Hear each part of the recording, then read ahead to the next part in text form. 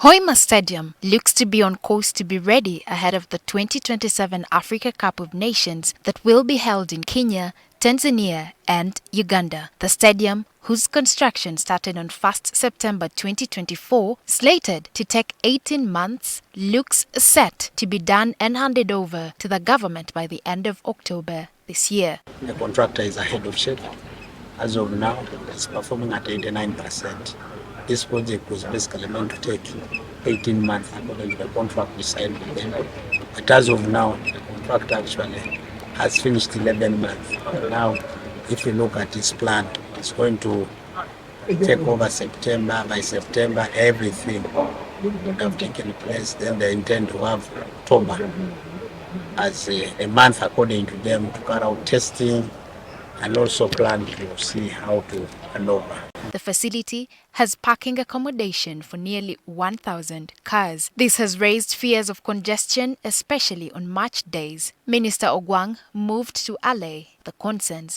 It's works which is not under the project scope. It's works now which we must begin to plan. So here also now we are looking at what can Minister of Works do in terms of accessible. If there is a need to have that road put better to meet the demands of the stadium here, that's now the work which we are going to begin for, which is nearby here. I remember when the President and the First Lady came here to also carry out an inspection work of this facility. They one of the issues which the local leadership raised, and I'm happy that His Worship the Mayor is with me here, was the need for additional roads to be worked on, which all have an inflow into the stadium. The stadium is being set up to be self-sustaining. This is in a bid to avoid the issues that plagued the Nelson Mandela National Stadium, leading to it being delisted by CAF as a football-worthy stadium. In the construction and the scope of planning of this facility, we are able to plan for certain areas which are able to begin generating money, which money can sustain this facility, because also we want to raise non-tax revenue from this facility. That now once we plan to close off, we go. All indoor activities, all indoor games will now come in here to this place. That also generates money, and that's what we are all planning.